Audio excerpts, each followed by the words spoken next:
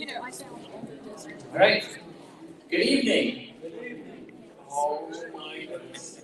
That was pitiful. Let's try that again. Good evening. We can do better.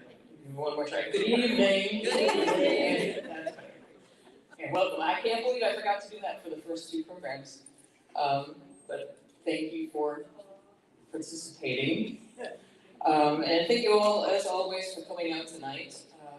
The library is incredibly grateful for this partnership with the Greatstone Viaduct Society, which enables us to bring you these programs every February and March. But we couldn't do it without your support and your attendance, so thank you all again for being here. A few quick announcements before we get started for those of you who are new to us. If you need to use the restrooms at any point in the night, they are out in the hallway. Take another left, and women's is on the right, the men's is on the left. I'll try to keep the microphone in front of my face so we don't get that weird stereo thing going here. The programs this year are live streamed, so they live stream both on Facebook and YouTube. So if you have to miss one of these in person, you can always watch them online, and they also are online afterwards. So if you love a program so much that you want to watch it again, they are on our website. And then finally, out of respect for our speaker tonight, I do ask that everybody silence their cell phones. We had at least one cell phone go off last week. It wasn't mine, so I'm clear. It has happened. And my weekly shameless plug for our Storytime and Craft, our Little Book Warrens, is on Thursday nights at 5 p.m. and Friday mornings at 10 a.m. So if you know anybody who's got kids ages 3 to 5 or 6, there are brochures on the table. Grab one on your way out and share that with them. Okay, after my intro last week, some of you may be betting your bottom dollar that I may have another onslaught of wordplay tonight, but I'm sorry to disappoint. French and Indian War is just too hard to come up with puns. So yeah, it left me defeated, and so instead I'm just going to pass the mic on to one of the library's allies, a Greatstone Viaduct officer, Dan Frizzy, to divide and conquer the rest of the announcements and do our introduction tonight. Thank you, Aaron.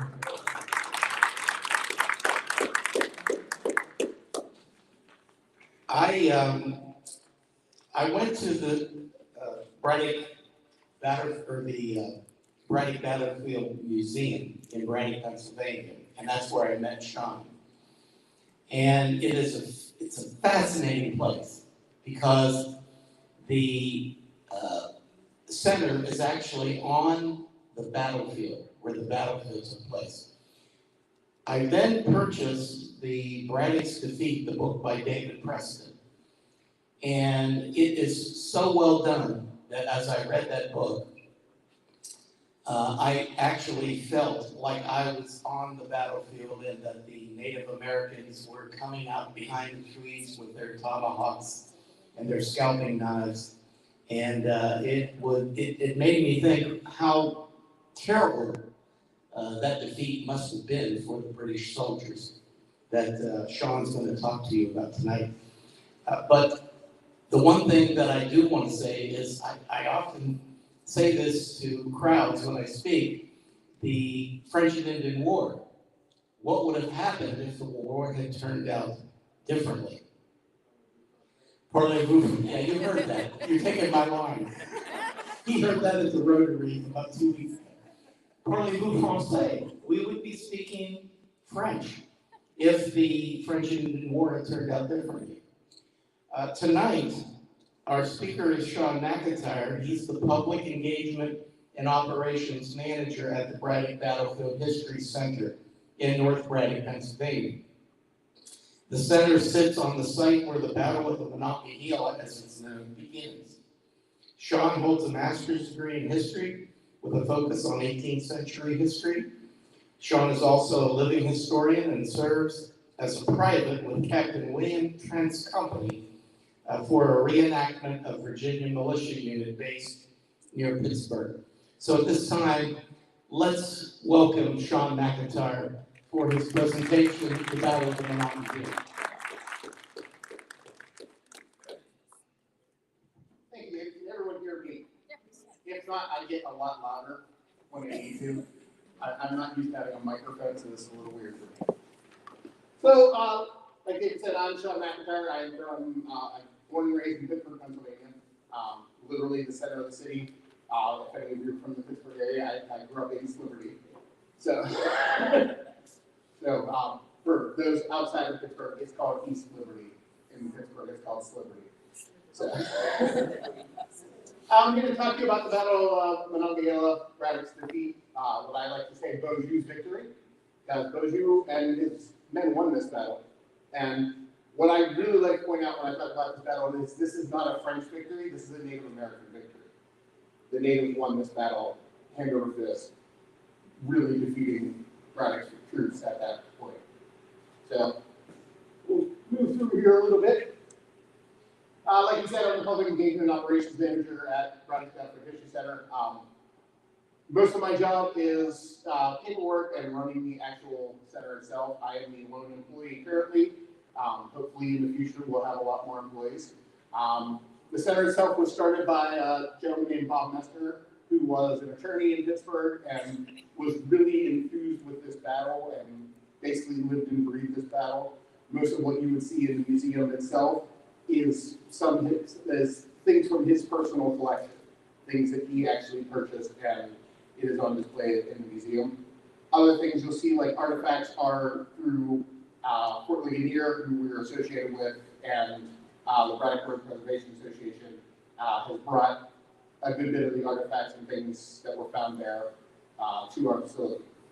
I do have a master's in history. My focus was early American and 18th century history. Mainly, I started out as a Civil War buff. I was greatly into the Civil War and went to college, and then I got an internship at Fort Duquesne Museum, and I fell in love with the 18th century because literally I grew up with this stuff all around me. I knew this history while I wasn't actually sitting on there, and that's how I ended up where I am today. I am a reenactor with Captain Williams Trench Company. Captain Williams Trench Company is the actual military unit that built the first building at the Fort Duquesne, Ohio, or what we know as the point in Pittsburgh today. So before Fort Duquesne, Captain Williams Trench Company came to build Fort Prince George. They had built one and were starting on the second building, and then the French showed up with 3 cannon and about 300 soldiers and said, "You 25 guys can leave or you can fight tomorrow morning." They left and headed on back to Virginia. At this point in time, this was where Pittsburgh is today was considered part of Virginia.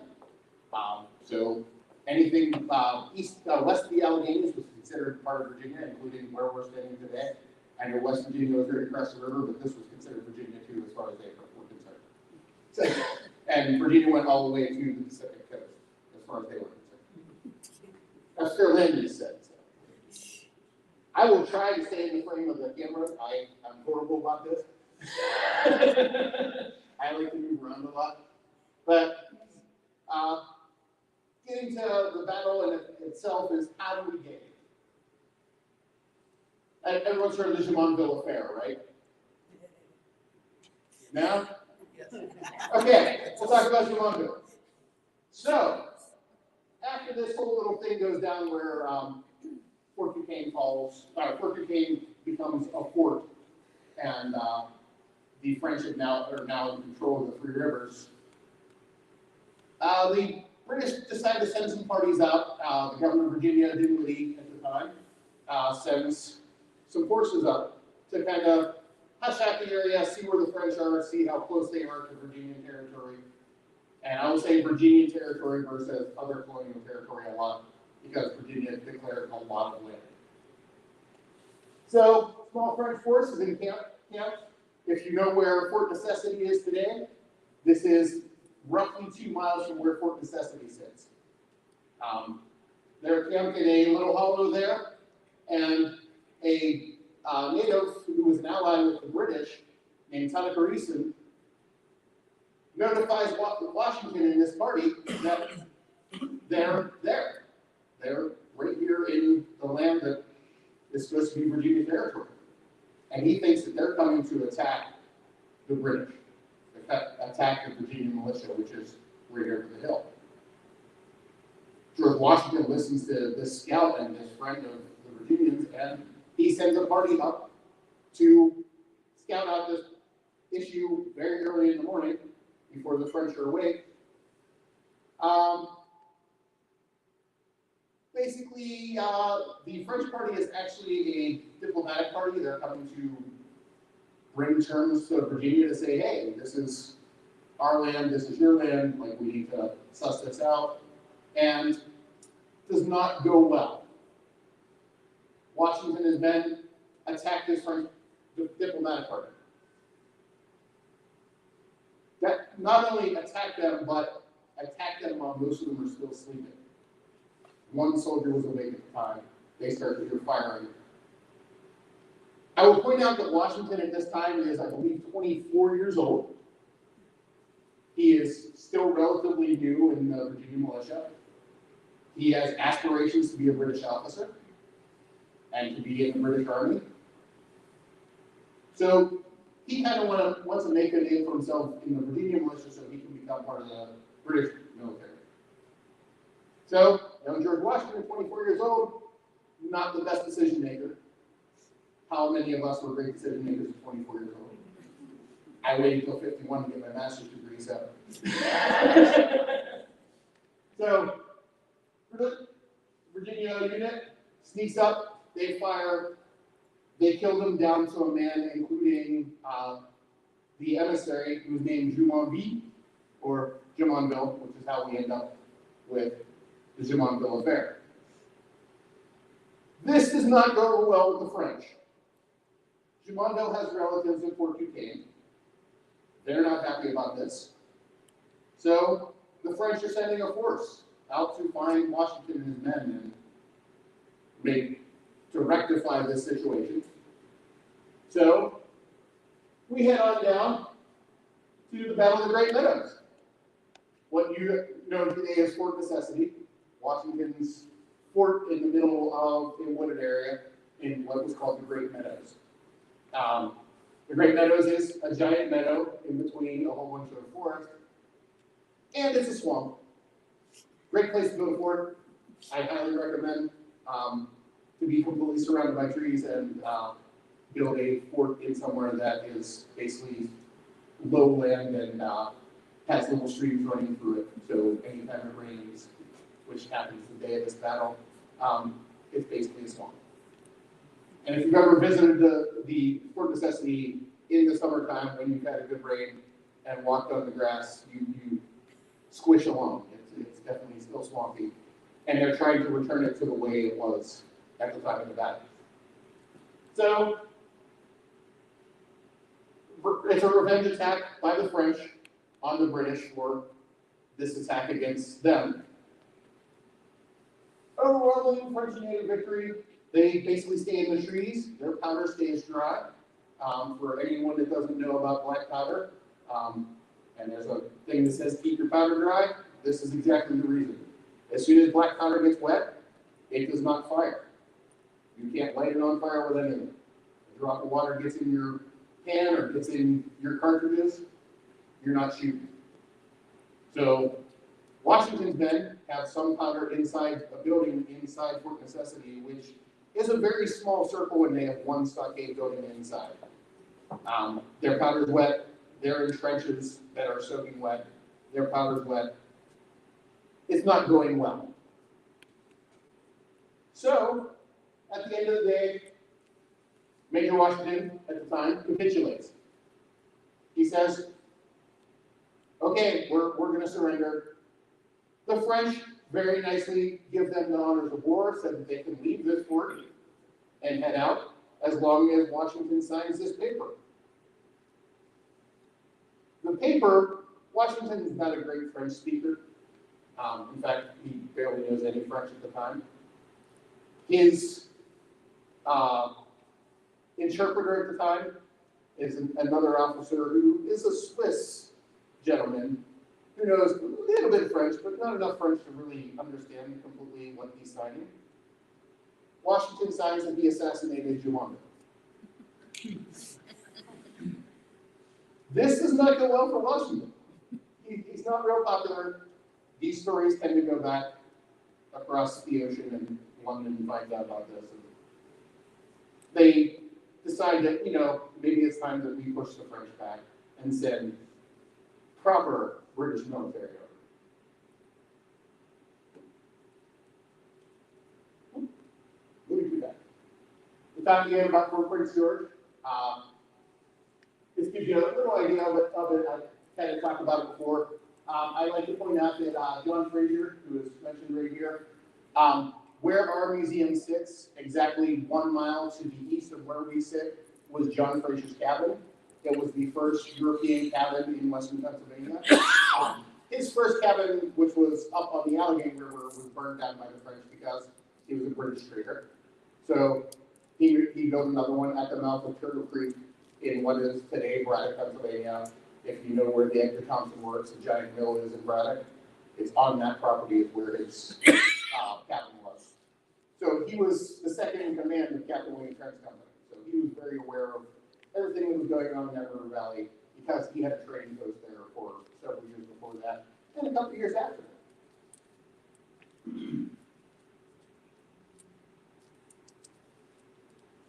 So we talk about the British coming over and developing a plan. I like to talk a little bit about Pennsylvania because I'm from Pennsylvania and kind of talk about what was going on at the war. And quick ask the question, what is different about Pennsylvania than all the other colonies at the time? Anyone know? It's Commonwealth, yeah. One other. Quakers. Quakers don't believe in fighting wars. Really bad when you're trying to build an army. So, General Braddock approaches the person that he thinks is the most reasonable with Pennsylvania. And you guys probably recognize him, this gentleman right here, Benjamin Franklin. I talked several times about how certain people in history are, we've all seen Forrest Gump and how certain people are kind of the Forrest Gumps of that time period.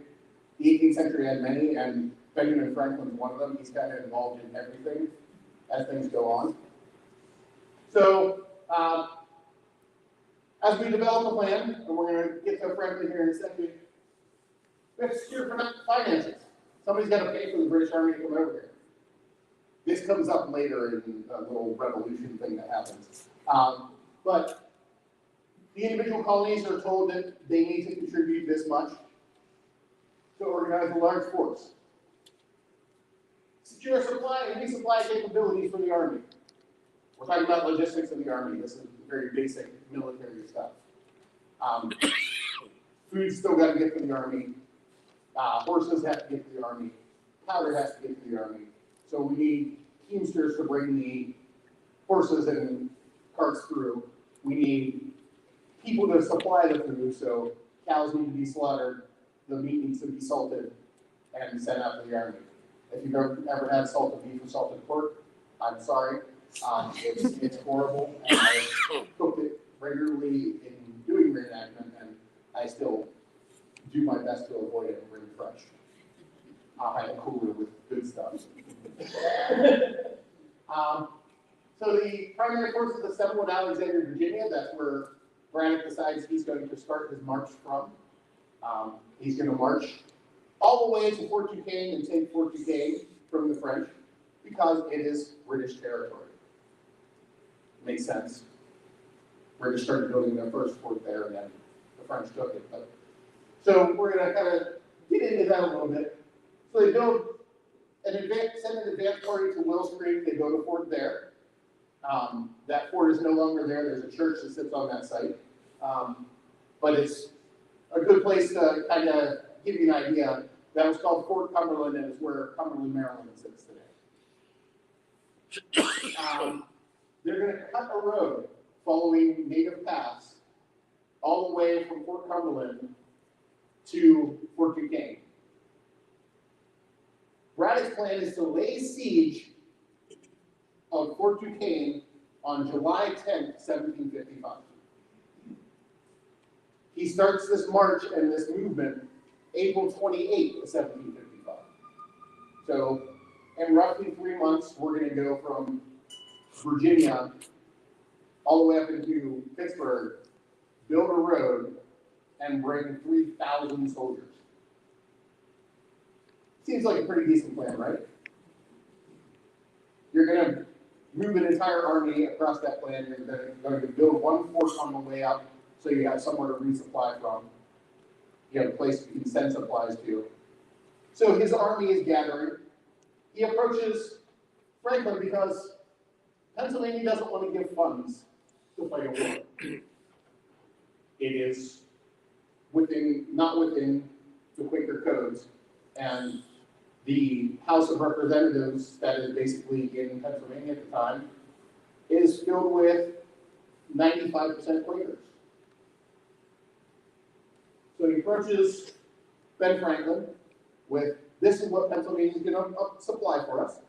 I like to point out that I love this painting because that is what Ben Franklin did with what Braddock wrote. He's an ornery guy. He tears it up. He says, I will get you funds, but you're not going to demand what we're going to do.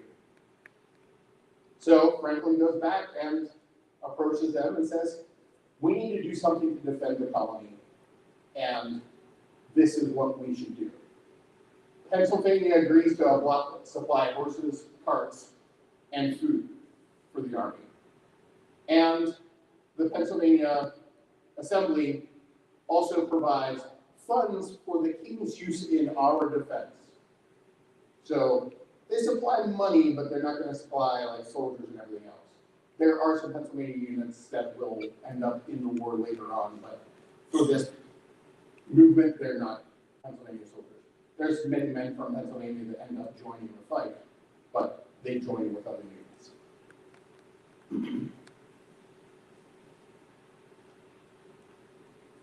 Talk a little bit about the army. You guys all probably know who he is, although he looks very young in this painting. That's actually a sculpture of George Washington. He is the aide-de-camp for General Braddock. So his job is basically to make sure the general's uniforms are ready to go, that he looks clean and presentable, that all of his stuff is shined up because, you know, he's a British military officer, he has to look good, to maintain the tent. And basically the reason George Washington is doing all this is, remember I said he wanted into the British Army? To get into the British Army, you need to buy an officership. So, to become an officer back then, if you had enough money, you became an officer. You could become a general if you had the right amount of money. That sounds like a good way to run an army. And excuse me, my voice trails off a little bit. I'm fighting allergies because of our fall spring that we've had the last couple of days. So George Washington is serving with General Braddock. General Braddock is an experienced military officer. He is strongly experienced in logistics. He is known as an officer that's well represented in the British military. He is, a lot of people say that he, like, nobody really liked him, that's why he was sent to America, things like that, and that he was kind of pompous and everything else.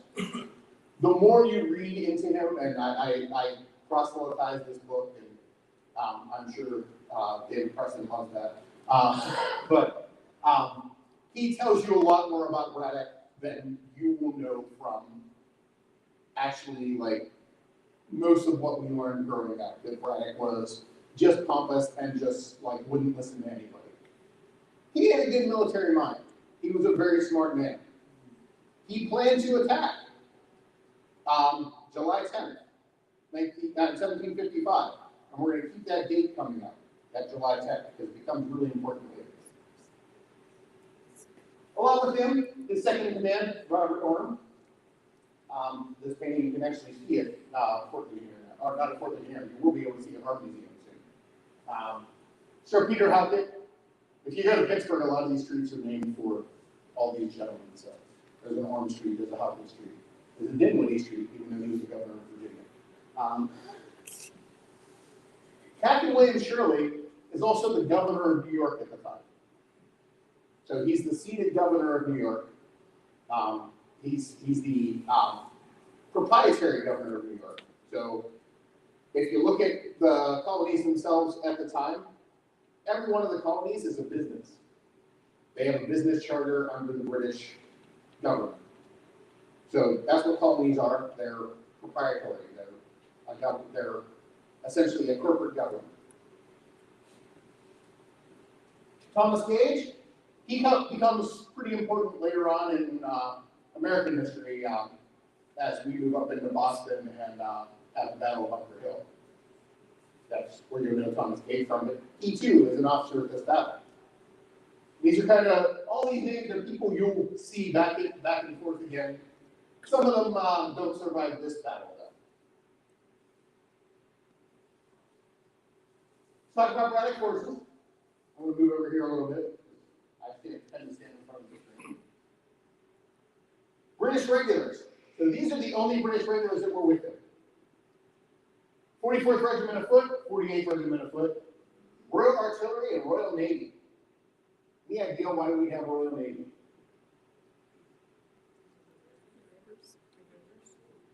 Not the rivers, surprisingly enough.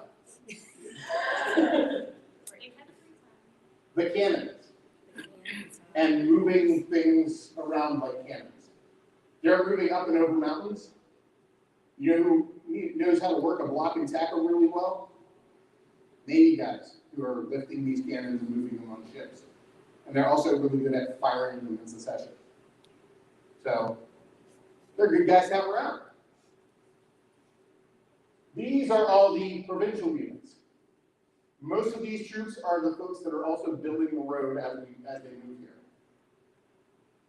So, a lot of New York companies, some of those come along with Governor Shirley. South Carolina companies, North Carolina companies. I like to point these out. Captain Polson's carpenters and Captain Mercer's carpenters. They're the guys there to cut down the trees and to build the fort. And nobody ever recognizes those in the military, but you know, and there's a bunch of teamsters too that don't get the recognition. The Mountain Rangers, Captain Hogg Rangers, you know where the courthouse is in Pittsburgh. There was a lake named for Captain Hogg that used to be on the site of where the courthouse is in the center of Pittsburgh right now.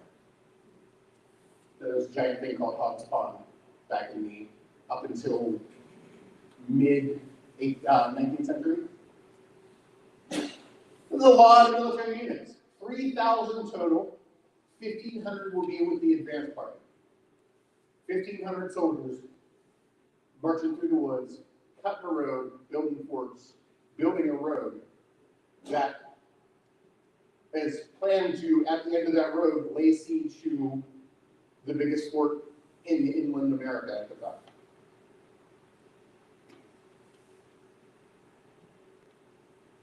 Here are the French commanders. There's a lot more commanders on the British side, right? Captain Beaujeu, who is the captain of Fort Duquesne at the time. Captain Dumas, who is a Marine commander with the French military. Ensign Michael Lavalade, who is half Native American, half French. He is the second in command to Captain Dumas, or Captain Beaujeu.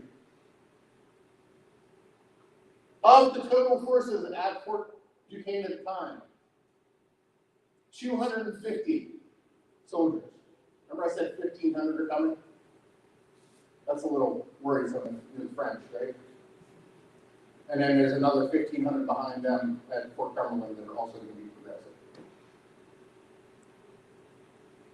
The French know from their allies, their native allies, that the British are planning to come. Braddock has started this march. They're moving north very quickly. They're right on his schedule.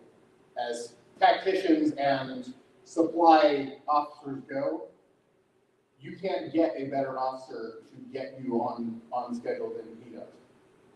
One of the things the French will find out is General Braddock likes to get his men up early and get them moving.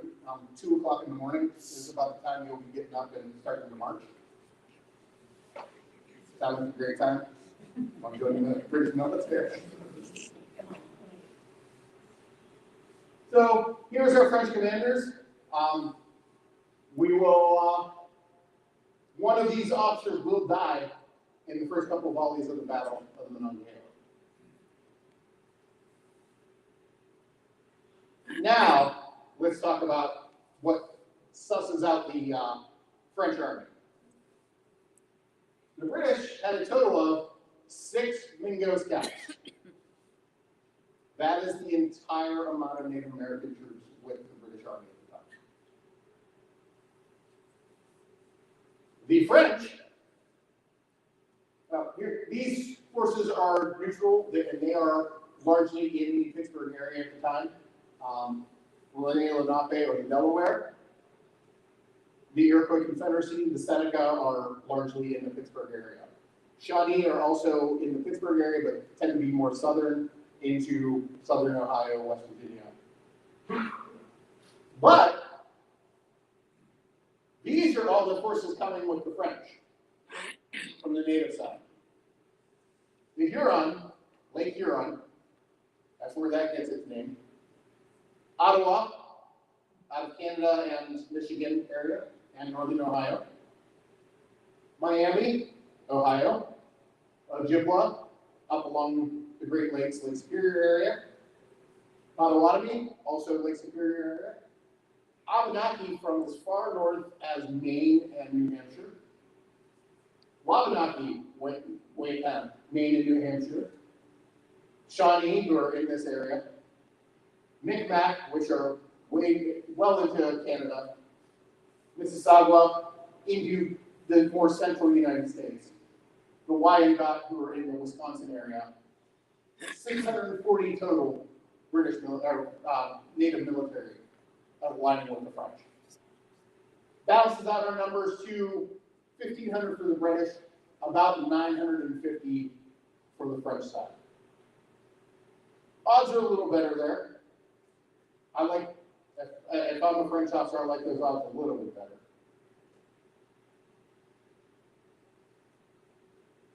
Remember the date I kept bringing up, July 10th, 1755? July 9th, 1755, they're in Braddock, Pennsylvania, which is 10 miles east of downtown Pittsburgh. That's where this battle takes place. I like to use some notes from David Preston's book, because, as I mentioned, the 2 a.m. number, and I hate reading from a book in front of people, but, they crossed the river for the first time in what is currently McKeesport or Viaduct, Pennsylvania, which sits right on the Monongahela River, where the Yapagaty flows into the Monongahela. That's where they camped first. And to get into the reason they crossed the river twice that day is, one, the Monongahela is actually known for, the word itself means banks that collapse and are money. So that's where that river gets its name, and that's the actual name of the river is banks that collapse and are money. So not the best place to march an army. And they cross the river twice, basically to avoid the cliffs that come down to the side of the river. So if you go in much like this area, if you go anywhere, you're going up and down a hill somewhere, and you have cliffs that come out and will just stop you from going somewhere. So it's no different in eastern Ohio than it is in western Pennsylvania. So they're going to get up at 2 o'clock in the morning across the river, and some of the road builders with Captain St. Clair say a warm, still smoldering enemy campfire near the fort was an indication of the enemy's mysterious presence. There were natives sitting directly across the river from where they camped the night before. That might get you a little on edge, huh? Somebody knows you're coming. Indians had fled the army's advance, leaving even weapons behind.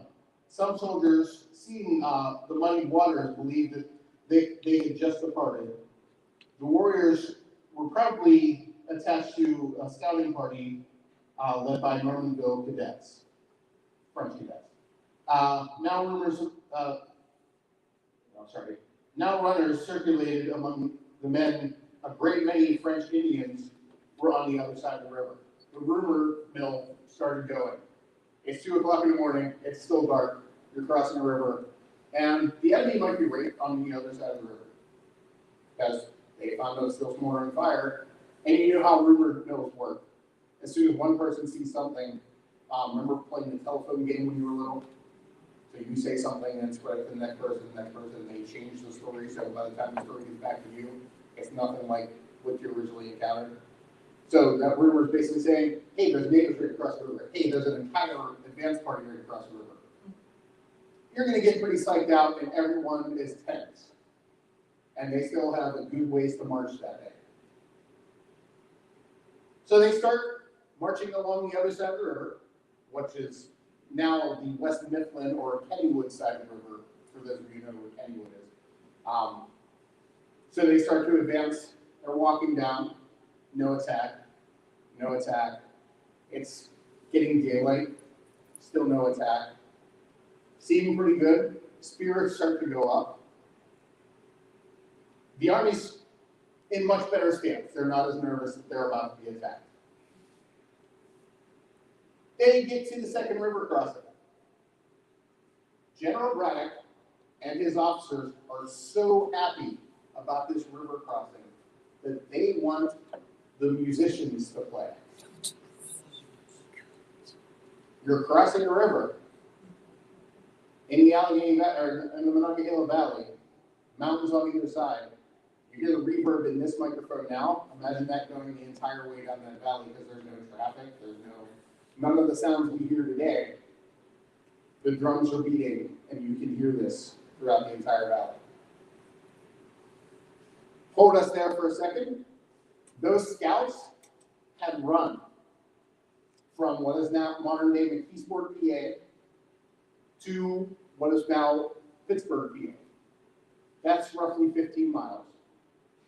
Notified Beaujeu that the British started moving early. Beaujeu's initial plan is to attack them at the river while they're crossing because it's harder to cross. At the time, the Monongahela River is roughly 1.5 to maybe 3 feet deep at the deepest.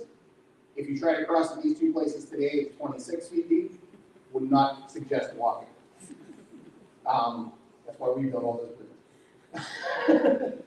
But, so the band starts playing. They're happy to start this crossing, and the French now know. Beaujeu has a plan B. Relatively unheard of in the military at the time as having a backup plan. And he decides he's going to meet them at the road. Right where there's a ravine, which is actually where our museum itself sits today, is at that ravine. It is now 6th Street. It was a creek bed at the time. Today it's a street. Because that's what we build streets in Pennsylvania, where it will flood. So they're starting to cross the river. Band's playing. The scouts know they're coming. The French know they're coming. The French set up a barricade at this ravine. 250 French soldiers blocking the access to the road. The advance party of the British come upon them, and holy crap, there's a whole bunch of French here. We expected to get attacked down there, and we're not getting attacked down there, we're up on the hillside. Much like this valley, every river valley in this area, there's a good bit of hillside. What the British aren't paying attention to as the natives that are part of this, and some of the French militia, have now moved along the sides of the British column. This British column is 1.5 to almost 2 miles long. They are stretched all the way down to the river and still crossing when the advance party hits the French. And they're now slowly being surrounded by natives. 1,500 soldiers, teamsters, who are not soldiers at the time, they're the ones just running the thing, camp followers with their children, because that's who follows the army, is both wives and everybody follows the army. So they're right behind the army. So there's a lot of people there that are basically sitting ducks at this point. Everything's not going according to Braddock's plan. It's going very well for Beaujeu at this point. Until now. The first shots are fired across this little ravine. The second volley is fired. Beaujeu was shot in the head and dies right there. Done. The commander of the French forces is now dead. His plan is so good that it continues. Nobody really even, they continue to fire, everything continues to work for the French army. This is a well-trained army, and the natives know how to fight in this territory. The British don't know how to fight in this territory. The 44th and the 48th were trained in Britain, where we have pitched military battles. We gather on an open field. We line up like soldiers, and we fire at each other. And then they fired us, and then we fired them. We fired us. Back and forth, until you run out of ammunition, and then you charge each other with bayonets. That's how they're used to fighting in wars. No offense to them, they're just not used to fighting on this side. I would point out that the US military still use this battle today. They come and visit the museum and walk through. We had a giant group of Marines last year because every point in understanding ambush is portrayed in this. When Bouquet comes and fights at the Battle of Bushy Run, which takes place a little bit further east of Pittsburgh in 1763, he is thinking of Braddock. In fact, he plans to pass through where the battle happened. And he is thinking, how can I avoid that happening? This is something that just continues, this battle continues to be studied and studied. And this is where we first encounter, as Europeans, guerrilla warfare tactics. The natives are behind trees that are as wide as this table, if not bigger around. So they will fire, then move to this tree and fire, maybe move to a tree over here, maybe move to a tree over there. This is something that European soldiers are not used to. They're used to pitched battles. The provincials are used to this and want to fight in that way. Braddock does not understand those tactics yet, so he does not want that to go forward. It will change a little bit as they start their retreat. I'll pick up my phone and use this as a reminder. I do that every once in a time.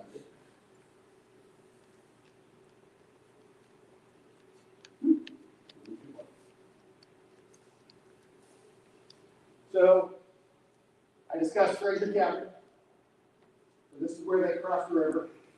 If you know where Kennywood is, Kennywood basically sits on the hill right here.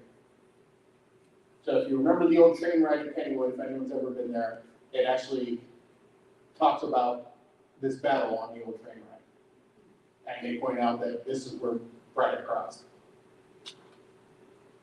They climb the hill. Here is the ravine where the battle starts. This is where our museum is right here. So to give you an idea of the land. This is all hillside. This is hillside. The natives are all along here. The British are sitting in the middle. Braddock sent out flankers to try and block this from happening. Those flankers were largely taken out. The French essentially held their position. They were the barricade. The British, the natives end up going down both sides and it's literally like shooting guns.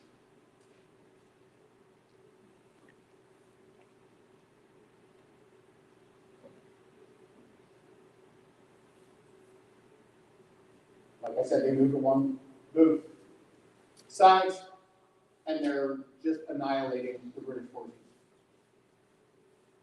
This is a painting by Robert Griffin, who is from the Pittsburgh area, still alive today, still does these paintings. This is General Braddock, who is shot. The painting actually has him holding his abdomen. He is shot through the abdomen, basically like just below the rib cage. Goes through his liver most likely, goes through his spleen most likely, and goes through the base of his lung. No antibiotics at the time, no painkillers at the time, except for whiskey, which isn't good if you have a liver injury to begin with. Like I said, Captain Beaujeu died. Braddock had been on 4 different horses as he mounted his 5th horse when he was shot. George Washington, the aide-de-camp, who was running messages back and forth with the general, receives a shot through his coat and one through his hat. Don't ask me how he didn't actually get hit. But it's good to be riding a fast horse, I guess. Yeah, Braddock shot in the left upper abdomen. The painting shows right upper abdomen. I'm a former paramedic, and I kind of look at this stuff.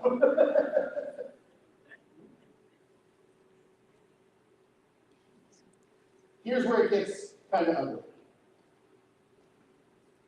This is the French forces total, 891. British forces. French side, 39 killed, 57 wounded, 1 officer dies. British forces, 1,500 plus, 470 killed, 450 plus wounded, most of whom won't survive. Of their officers, 86 are killed, 26 killed, 37 wounded. If you know anything about the military in this time period, if the weather is not great for fighting anymore, you go into winter quarters. As they retreat from here, Orme, who's now in charge of the British because the other officers have died, decides they're going into winter quarters now on July 9th because they don't have an army to fight anymore. They were annihilated. 900 plus soldiers killed or wounded out of the 1,500 that were there. Just amazing to think of that this battle literally changes the course of this entire war. The French will continue to win after win after win until 1758, when the British get a little more involved and actually start to get the native people on their side. And that's when the British start to win.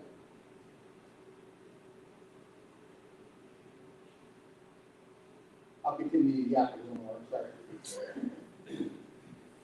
Braddock would die after 4 days. He was buried in the roadway, and they ran the carts over him after he was buried so that they couldn't dig up his body and scalp it. And I talk about scalping not because it was the native thing, but if you were in Virginia and you showed up with a native scalp to a government office, they would pay you a fee. French did the same thing, the natives did the same thing. So we all learned in history that, oh, the Indians scalped everybody. Yeah, so did everybody else. I like to point that out because it's untruths that exist in history still. Braddock forces go back to Fort Cumberland, go into winter quarters. Excuse my misspell there. This battle takes place before the war was ever declared. The French-Indian War doesn't start until a year after this battle in 1756. this war becomes a global conflict. And if you think about it, it was started right in Western Pennsylvania. And if you read other articles by Dr. David Preston, it is most likely that George Washington fired the first shot at Monongahela. So George Washington most likely started the first worldwide war in 1753. We all talk about World War I. World War I happened long before World War I. So, but just interesting things to think about. And then they don't take Fort Duquesne back until November of 1758. General Forbes comes across from Philadelphia, builds a fort every 50 miles. As he's building his road, they're building forts after fort after fort, because if you have to evacuate your forces, you only have to go back 50 miles instead of 150, which is what happened with the Battle of Monongahela. You have a place to resupply every 50 miles. And as you're marching an army across, isn't it great to be able to stop somewhere, rest, then move up, rest, move up, rest. So you're not killing your army. He starts in April, but doesn't get to Ligonier. He ends up at Fort Ligonier in October of that year. Fort Ligonier gets attacked by the French and the British. The French and the natives. And during that battle, they find out that there is barely even a force at Fort Duquesne. One of the French soldiers is captured, and they find out that the French forces are barely even there. And that's when General Forbes decides to march to Pittsburgh and take Fort Duquesne in November of that year. He arrives there, and the French have actually blown up the powder magazine and basically evacuating the fort. It is burning when they get there. So it wasn't long before Forbes and his men show up.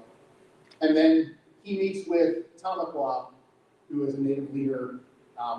If any of you are familiar with Beaver County, Pennsylvania, which is right upriver from here, he meets with Tamaqua at the fort. And he tells General Forbes, if you, the British, stay here, this land will never come to peace again. There's actually a book called Never Come to Peace Again. And is he wrong? I don't like being political about this, but you know, we have literally been at war all but about 18 years of our entire existence in this country. So just food for thought that this might have been foreseen. If you really want to get deeper into this topic, I can blather on all night, and I'll definitely take questions, but this is the book to read. I call this the Bible on this battle.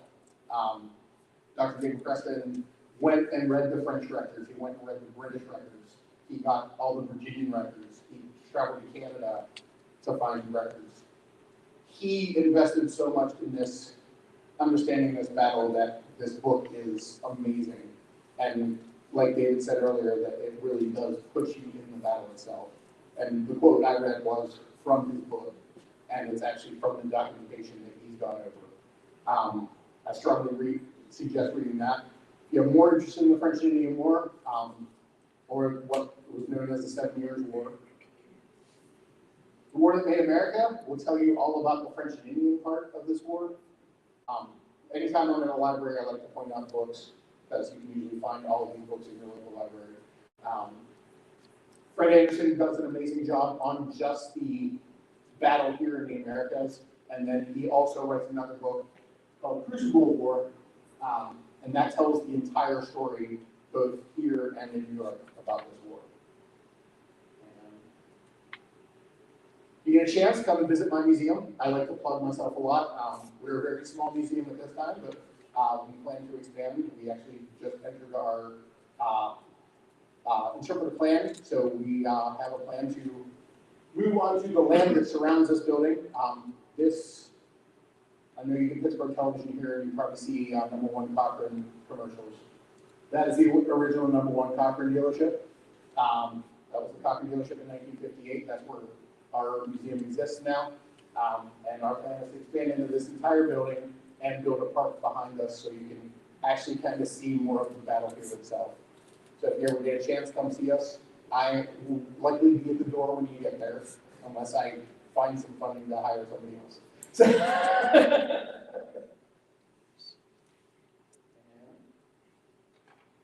I'm happy to take any questions. How many Native Americans were killed along with the French? Those killed in the battle, that was the entire number from that entire side. So I don't know the exact number of Native versus French. It may be in the book, but I don't remember. Yes, in the back. Can you talk about the techniques that the Native Americans used as they attacked the British forces? I did that a little bit. So they actually used what we would see now today as guerrilla warfare techniques. So it was very different than the European. It was instead of the pitched battle, they're hiding behind things and they're constantly moving. Their army is moving all around. The native forces are moving up on the hillside, getting closer to the end so they can surround and kind of keep everybody in that area and kind of corral everybody. So they're basically creating a shooting gallery by doing that slow surrounding and avoiding crossfire with themselves because they know where their shooters are, and their shooters will shoot from behind a tree and then move to the next advantage. Yeah. And vocally, how do they cast fear into the English? Oh. You'll hear war whoops and screams, people yelling in the woods. That you cannot see. Yeah. As a reenactor, we do have reenactors that are native that do this. You hear this screaming and these cries that are just blood curdling, and those are aimed at you. And I attended a French Indian War. I can't really say it's a reenactment because there was no battle fought there, but there's a gathering up in Cook's Forest, Pennsylvania in June. And the native reenactors that come there will do the cries in the woods, so we don't know where they are, and it will echo through the woods.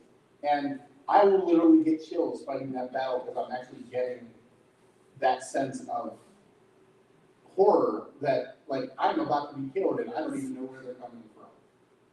So that's something that is amazing for that time period is these they call war whoops or screams are just blood curdling and just like will set you on nerves from the get-go. It's really kind of terrifying to hear. Yes? There are some rosters. A lot of paperwork has been lost. I will say in the military at that time, it was more important to keep track of the officers than it was to keep track of the enlisted men. Virginia Library is actually doing a great job at kind of finding the paperwork on this battle and finding the actual complete rosters as far as they can get them. There is great records of the British military that fought there, but most of those records are in Britain that you can access them online.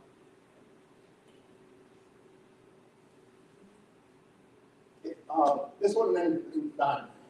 Would the guns that were used be pretty much the same on the same side? Were they muskets? They were all muskets, so if you're familiar with guns today, very, very different.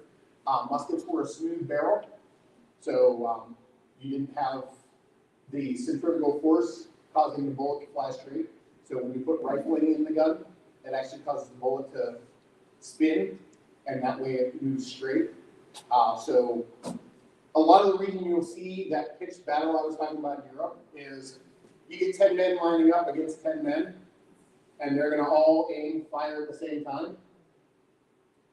It could be anywhere from 3 to 5 of those bullets might hit somebody on the other side. Because if your musket wasn't packed correctly, if you just had a stray burr inside that shaft, or if your flint didn't actually trigger the powder in your pan, your gun may not fire, or your bullet might just come out of the barrel and get that way. Like, muskets were accurate up to about 150 feet, whereas I can get a 22 rifle today, which is like the lowest powered rifle you can get, that is accurate probably 150 to 200 yards. So it's very different guns at the time, and you actually see some of the provincial forces carried their own weapons, and many of them, especially if you get into Pennsylvania and some of Western Virginia, those were mostly Germans who actually made their own guns and actually put rifling in them. And that's where literally the Pennsylvania rifle comes from and the Kentucky rifle comes from, were Germans that were gunsmiths in Pennsylvania and then eventually in Kentucky were rifling the barrels and actually making the guns more accurate.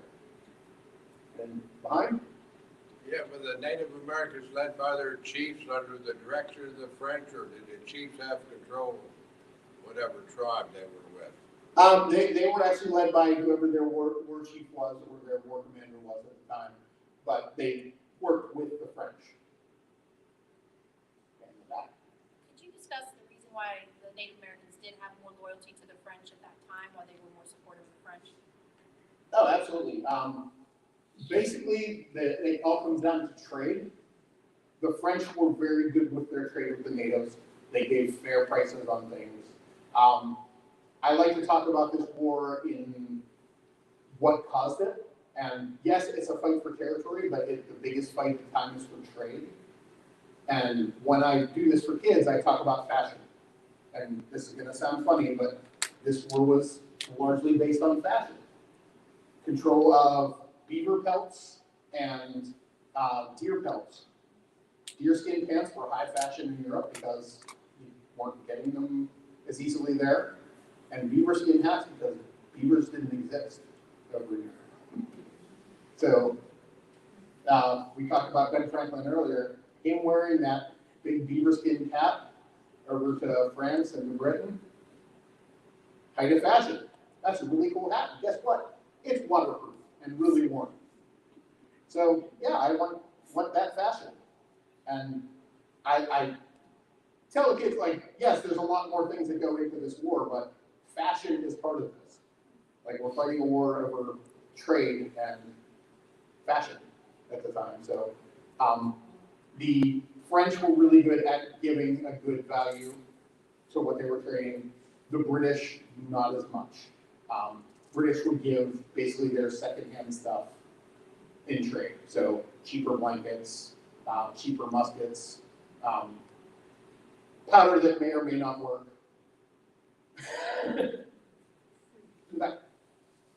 I know that it didn't follow, I know that the Braddock Road did not follow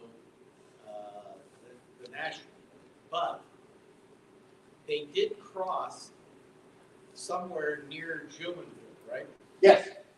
And which is at the top of Laurel Mountain by the Summit Hotel. Yep. They're almost directly across the street. And from there, they would have then proceeded down the mountainside to the northwest. Yeah. So there was actually a camp where, if you know Camp Jumonville today, it's a Christian camp. There was actually Dunbar's camp that sat on that same land in the time period. That's where the troops from this battle initially retreated to, and they ended up destroying their cannon and everything else that were there, and moving on. They buried a bunch of cannonballs and everything else there that has been dug up since. And some of those artifacts are moving our way soon, luckily. They'll actually be displayed in our museum. Not in the near future, but as we expand the museum, they'll be moving up to our museum. Yeah. Going back to the Native Association of the French, what happened later on to make them side with the British? The British started making better deals on trade. They had a large conference in Easton, Pennsylvania, which actually happened to coincide with the advance to Fort Duquesne by Forbes, the Eastern Conference and the Eastern Treaty actually sets the border for what is native territory versus what is British territory, and that becomes the Allegheny Mountains. And Bouquet actually sends out a military order at that time from the conference that nobody's going to move past, like no settlers are allowed to move past the mountains. And then in 1763, that gets made a order by the king that it's called the Proclamation of 1763 that nobody is allowed to move as a settler past that. It's only allowed for military use. So that's a big thing in trade is they said, hey, this is going to be native territory and we're not going to move past it. Do they listen to that? No, not at all. That changes very quickly as we come into the revolution. Did they ever dig up Braddock? Braddock was found when they were building the National Road, as we talked about, and they actually moved his body to its current resting place, which is just off the National Road, across the street from the entrance to Fort Necessity. And there's a giant statue there. How long ago was that? Yeah.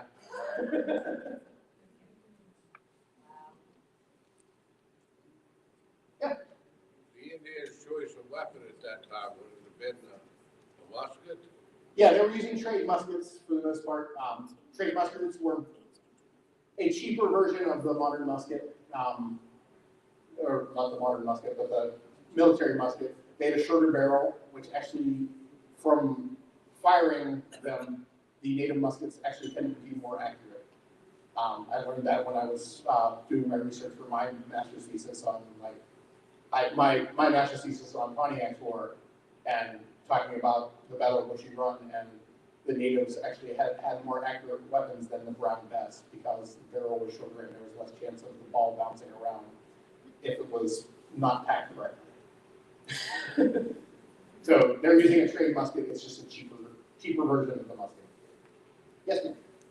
What happened with women and children Some of the women and children were captured and taken back to Fort Duquesne. Some of the I believe there was a couple of women that were injured, but for the most part, they were protected and gotten back across the river. Yeah. Why was there next to nobody at Fort Duquesne at that time? Well, I'm sorry, I didn't hear the first part. I said, why was there like next to nobody at Fort Duquesne at that time when they took it over? In 1758, they were probably moving forces around. The largest French fort at that time was Fort Niagara, which actually you can still visit today. The original fort is still there. But they would move troops up and down the Allegheny River to their other forts. So on the Allegheny River, there was Fort Duquesne. There was Fort Michaud, which is in what is Venango, Pennsylvania right now. And then Fort LeBoeuf, which is in Watertown, Pennsylvania, just south of Erie. And then Fort Presque Isle in Erie. So they would move troops around, and I think they also knew the British were coming to take it. So rather than not have enough soldiers there to fight, the French had a lot less forces in the Americas than the British did. So they decided it wasn't worth the fight and blew it up. So the British couldn't access all that powder and the cannons and everything that were there.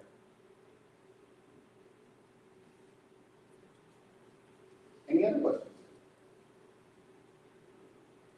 Yeah.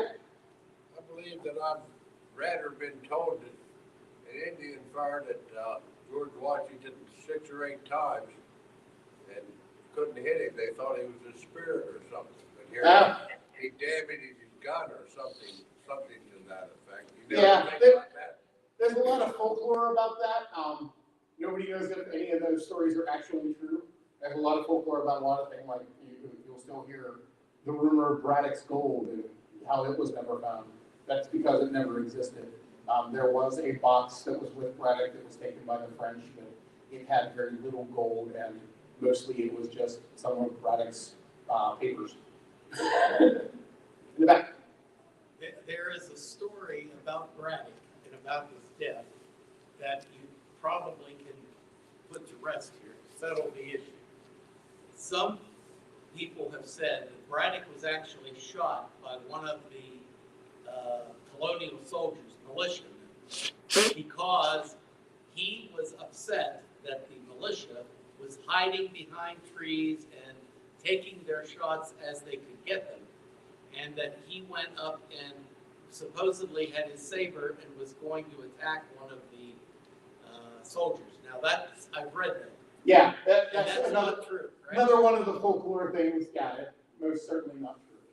It is very likely that he was shot by either a native or a Frenchman, but I would guess probably a native since he was further back at the line. Any last questions? Thank you very much. Thank you guys. And I'll be here if you come up and ask, and I have books and more information about the battle in our museum up here. Thank you guys.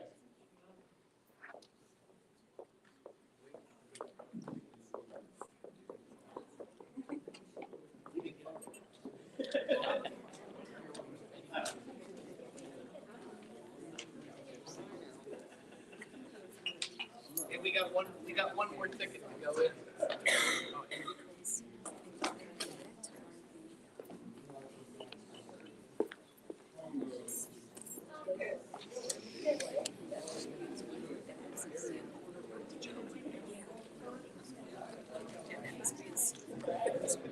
Well, thank you everyone for coming, and thank you so much. Let's have another round of applause for our speakers. It's wonderful. I wish all of my students were here right now and could have heard all of that. So next week, I hope we see you all back again. We have another lecture next week. It'll be our first March lecture. And we have Dwight Jones on cabooses and B&O potpourri. So a lot of train enthusiasm, I'm not sure that's a word. But definitely come and tune in next week with us. And also, we still have seats available on our July 20th train trip on the New Taggart Flyer. We do have some flyers available on the table, so if anyone is interested, we do still have a few seats left. So a great summer trip.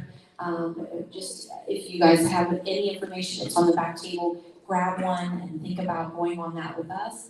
And if everyone could grab your tickets, I hope you didn't scalp them. Sorry. I was waiting to use that one the whole time. So let's do our door prizes first. That'll be the white ticket. I'm shaking, right? You're seeing that. I swear I mixed them up. All right.